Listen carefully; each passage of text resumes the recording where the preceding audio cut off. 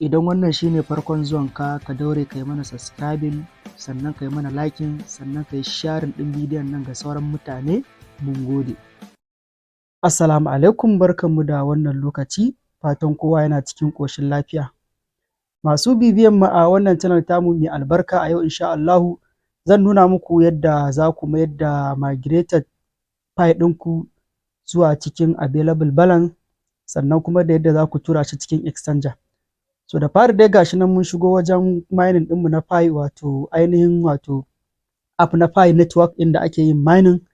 So kamar yadda aka sani ana shiga ta wajen menu, wato a shiga wajen ta cikin Pi browser, ko kuma ka shiga direct ta cikin Pi browser ɗin idan kana da ita. So yanzu bari dai mu fara shiga ta inda aka saba ta cikin wato cikin Pi ɗinmu, gashi nan zan taɓa wajen menu ɗin nan. So a nan za ku ga home, ga mainnet, ga Pi browser. So za mu taɓa Pi browser sai mu shiga direct ta ciki. Gashi nan mun taɓa Pi browser, yanzu za mu taɓa sign into Pi browser. So dama ka tabbata kana da Pi browser a wayarka. Gashi nan mun taɓa, gashi nan ya buɗe mana cikin Pi browser ɗinmu. So gashi nan za mu shiga wallet, tunda wallet za mu shiga. Gashi nan za mu taɓa wannan shine wallet. So za mu sa wato thumbprint ɗinmu ko kuma press. Gashi nan na sa thumbprint, gashi nan kamar yadda kuke gani, daman na riga na saita thumbprint, gashi nan na buɗe da shi. So wannan shine migrated file ɗinmu, gashi nan guda 29, wato 29.7, wannan shine migrated. Wannan kuma shine available ɗinmu, kun ga muna da 0.01. So sai kuma wato migrated ɗin da suka yi mana, za ku ga daman suna rarraba shi. Akwai guda 14, sannan akwai guda 13.7, 14.7 da kuma 13.7. So wannan shine wanda za ku ga an yi lock up ɗinsa shi ma sai wato 27 ga watan 8 2025. So wannan bai zama available ba. So bari mu duba ku ga ɗayan wanda guda 13 ne. So wannan mai 13 shine za ku ga gashi nan, shi ma za ku ga date ɗinsa wanda za a yi locking ɗinsa, shi kuma 25 ga watan 2 2025, wato yau kenan.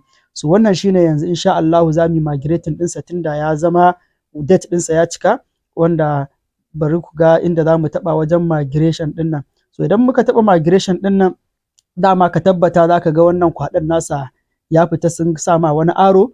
So kawai sai ka zo ka taɓa nan gurin da aka rubuta move, wato za mu yi moving ɗinsa ya koma wato kan available balance. So wannan shine da ka taɓa zai nuna maka amount da zai migrating, sannan kuma da satin da kai locking ɗinsa, da kuma gashi nan fee da za su ɗauka na moving ɗin.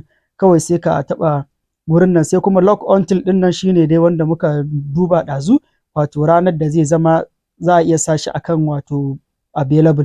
So kawai bayan ka gama duba, kawai sai ka taɓa gurin nan da aka rubuta confirm, gashi nan na taɓa shi. So gashi nan yana ta loading, wato gashi nan ya rubuta success. Kawai sai mu taɓa inda aka rubuta dismiss ɗin nan. So yanzu shikenan mun yi moving ɗin wannan ɗaya daga cikin migration ɗinmu, zai koma kan available balance, wanda za ku ga gashi nan har ya sauka. Yanzu wannan available balance ɗin shine wanda za ka iya siyarwa ka tura shi, sannan kuma za ka iya tura shi cikin exchanger ka je ka siyar da shi. So yanzu za mu nuna muku kuma yadda za ka tura shi cikin exchanger bayan ya riga ya sauka akan available balance ɗinka. So yanzu kamar yadda aka sani, za mu shiga ta wajen da aka rubuta wato pay ɗin nan, pay/request, wato inda za ka tura da kuma inda za ka karɓa. Nan gurin kenan, gashi nan za mu taɓa shi. So akwai abu na farko da ake amfani da shi, wato wajen searching. Za ka iya searching ɗin username na mutum in yana Pi, ka tura masa Pi, sannan za ka iya scanning da code, sannan kuma wannan na ƙasan shi kuma manually, so da shi za mu yi amfani, shine wanda ake amfani da wallet address. So mun taɓa shi, wanda yanzu kamar yadda kuke gani ga inda za mu rubuta amount na Pi ɗinmu, inda aka sa 00, nan kuma ƙasa shine wajen wallet address, nan kuma memo ne. So memo is optional, ba ruwanmu da shi.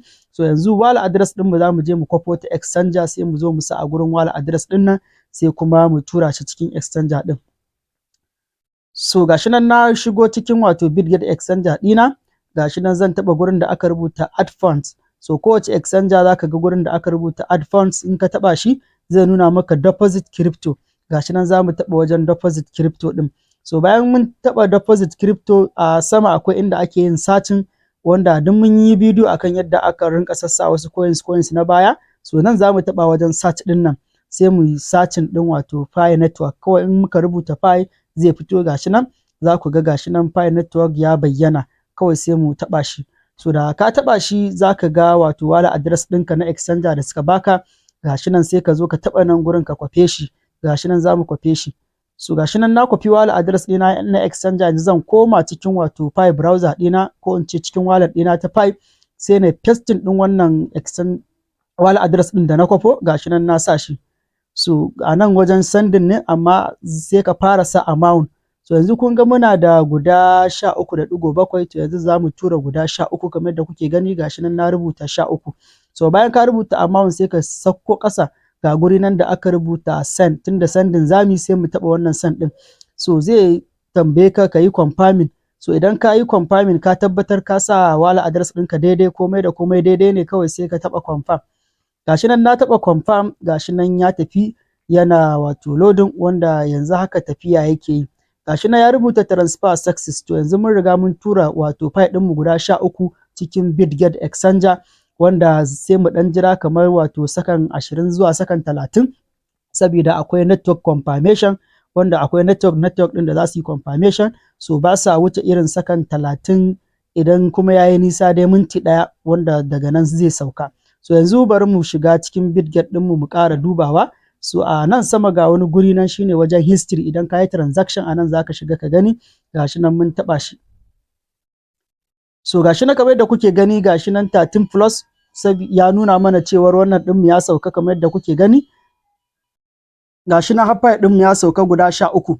So wannan ita ce hanya da ake shiga a je a yi wato a mayar da Pi cikin available balance, sannan kuma da yadda ake turo shi wato cikin exchanger. Sannan kuma daga nan sai mutum ya je ya yi trading, ya je ya siyar da shi zuwa USDT, daga nan kuma sai mutum ya je ya yi P2P, wanda duk mun yi bidiyo a baya yadda ake zuwa a yi trading na coins a siyar da shi ya koma USDT, da kuma yadda ake yin P2P a siyar da USDT ya koma naira. In ka bibiya cikin ƙasan videos ɗinmu duk akwai su. Allah ya ba mu sa'a, amin.